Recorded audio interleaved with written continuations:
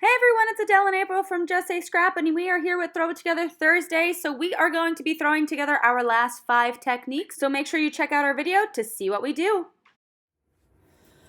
All right, everybody. So today we have done 5 different techniques that we are going to be using for our Throw It Together Thursday. So our first one was sewing on cardstock, which I've got here with our beautiful black cardstock that we had done another technique with.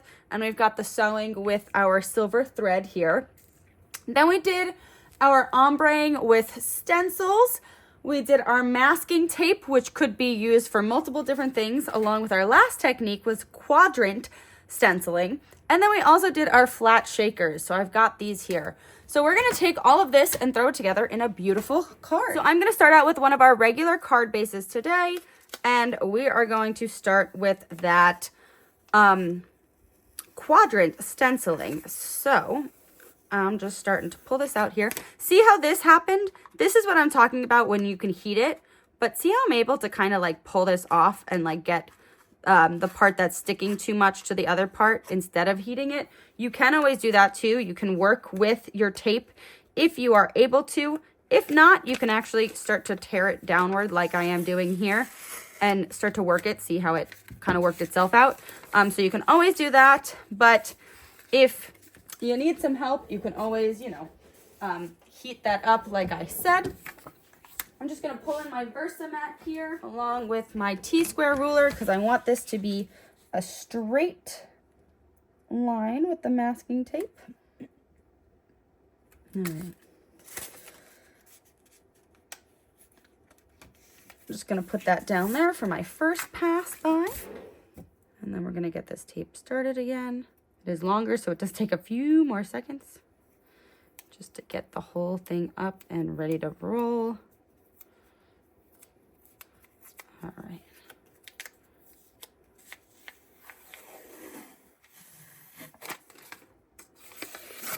All right.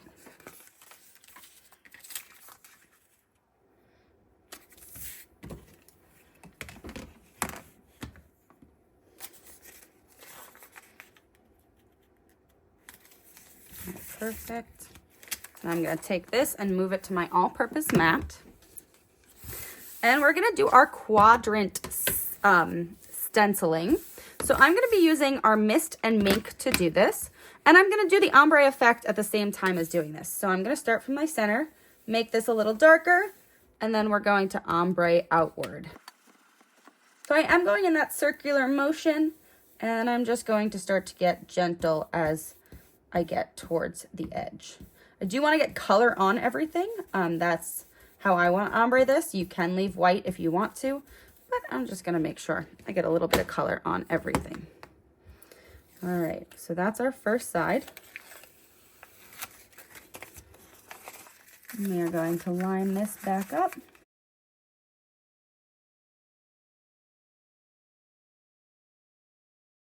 The mink is a lighter ink, so you are going to need more color.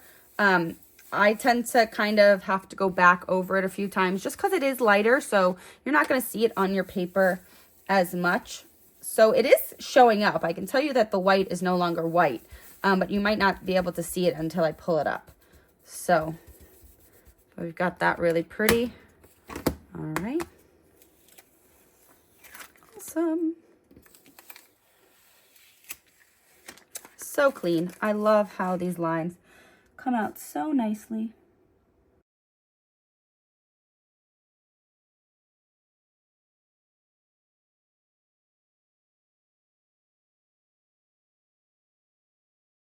So I did slip under a little bit, but you can't really tell.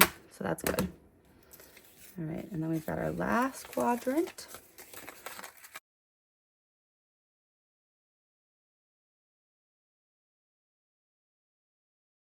Just remember, because we're putting the masking tape over wet ink, that is why it pulled up a little bit. So you could always wait for your ink to dry, but I'm doing this for a technique. So, and I'm also using my lighter ink second. That way, if I do end up going accidentally over the darker ink here, you're not going to be able to tell as much. All right. So these pieces of masking tape are now finished. And we've got some really awesome Quadrant there, and you can tell that it ombre'd out. So I always just have a spray bottle just to spritz my area here. Needs a little bit more water in it, and that way I can just wipe that clean. All right. So one bad thing about Mom and I not living together is that she has all the new stencils and I haven't purchased them for myself yet. So I am going to just be using one of our old ones like I had on the other one. And I'm just doing this as basically just like a design element, not really for any other reason. But I just wanted to show you that you can design as well with your stencils. And this is, I'm not following the Quadrant, like the double stenciling. I'm just going to put a little bit of some design on this card front. So I'm just taking my pine because I wanted it to be a little Christmassy. I'm just adding some pine leaves to this card base. Whoops, did go over a little bit there, so that was just me not being careful like I was the first time. So I'm just going to cover that one a little bit. Man, I'm making a mess with this card. So we just added some extras here.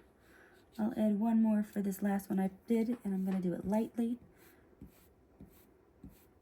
And that is how you fix some mistakes. That doesn't look too bad, right? We got some foliage in here. I'm going to do actually a few more just to give it a little bit of oomph. I'm actually thinking that this was a happy mistake with me accidentally going over some of those spots and having to cover them. See, no mistakes in scrapbooking, only extra embellishing. I actually love how that looks, and I'm going to stop. So this is just showing you, this is actually a really good way to make some holiday cards too. You can always just take some stencils and have some fun with it. Okay. So the next thing that we need to do is I wanted to use my flat shaker. And a really good way to do that with this would actually be to make the flat shaker around the entire thing. And then we can have our sentiment there. So let's get some acetate. So in order to do this, I'm going to get some acetate. So I've got some extra acetate here that I'm cutting to 4 1/4 by 5 1/2, which is my card base size. All right, we've got that cut. Then what I want to do is I want to make sure that I have a sentiment or something that I'm going to stamp underneath. So I totally lied. And I do have some of our brand new stencils. So I think I'm going to use those a little bit too. And I've got these beautiful snowflakes. So I've got some really cute new stamps that we have.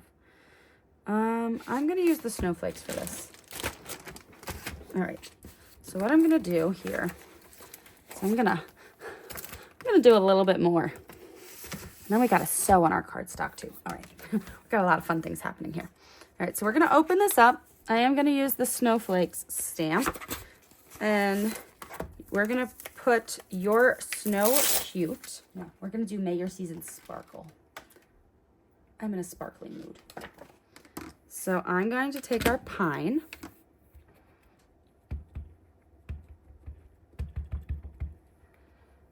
We're going to stamp that right in the center here. May Your Season Sparkle. All right. And then I'm going to take a few of these snowflakes.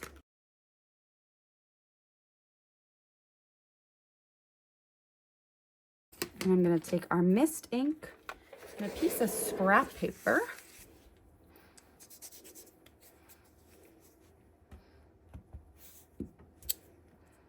And we're going to second generation some of these snowflakes onto here. They're going to be very light, but I like that look.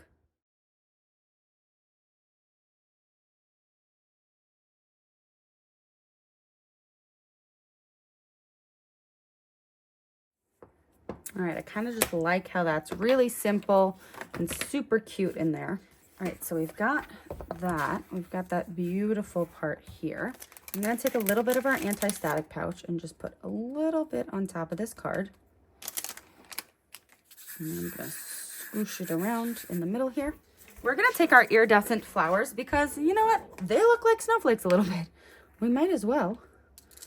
Just gonna put them right on the card base. Which I know it's popping up a little bit, but that's just because of the ink. So what I'm gonna do is I'm gonna take that piece of acetate, which you shouldn't put down on your table because you might lose it because it's acetate. Where'd it go? My red tape here. I'm just gonna go around my acetate piece.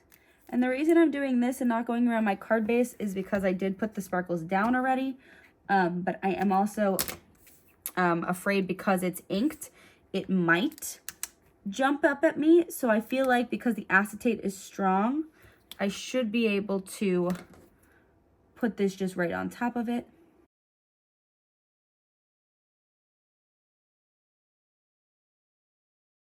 So just remember with this, you do want it to be around the entire outside. I did put a little bit of extra piece there in the one spot because it looked like I left a little gap and I don't want my sparkles to get out.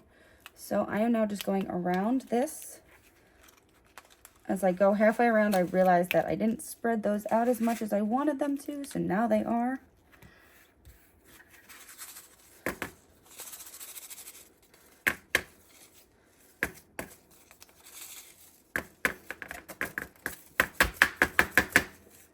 One stuck right in the center there. There we go. All right, so we now have that May Your Season sparkle and our flat shaker. So I actually don't even need anything around this because you can't really see the red tape, especially since I've done so many designs. So you can leave it as is, or if you want to embellish, you totally can. I personally think I am going to embellish just because I like to embellish. So I cut these pieces of silver shimmer trim off screen just because I have it attached to my scrap box and I didn't want to take the whole entire ribbon spool off right now. So I just cut them to the approximate size. This is also something that you can do when you have shaker cards too. If you don't have a border or something, you can just use ribbon to cover it. So I know a circle is a little bit harder, but if you do have any rectangles or anything like that, you can use our paper saving method, but you can also do this. I'm usually able to just pick it with my nail like you just saw.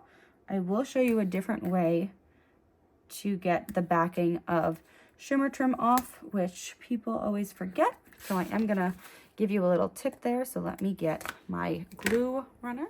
All right, so if you've got some shimmer tape that is stuck, you put a little bit of glue, you put the beginning of the shimmer tape into it, and then you just use your nail and it picks right off. So just a fun fact if you struggle with peeling your shimmer trim.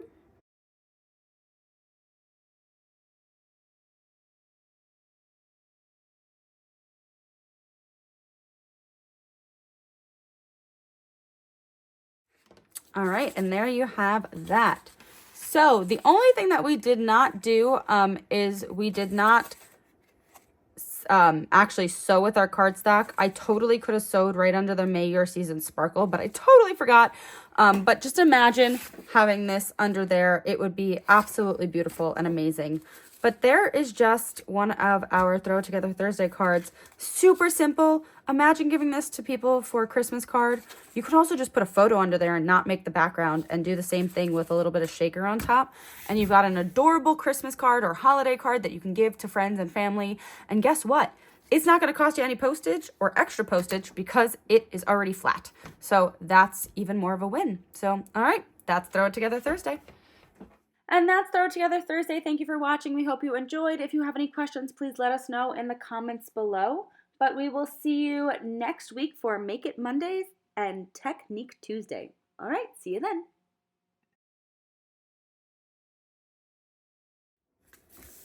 Hi, Nels. You wanna ink? You wanna ink? I'm inking. Shoot, I have stencils. Oh no.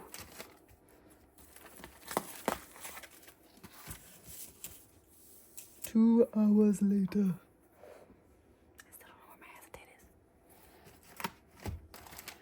is. Where, oh, where did my acetate go? Oh, man. I cut it. Where is she? These are stencils. Don't lose your... Oh, there it is. I found it.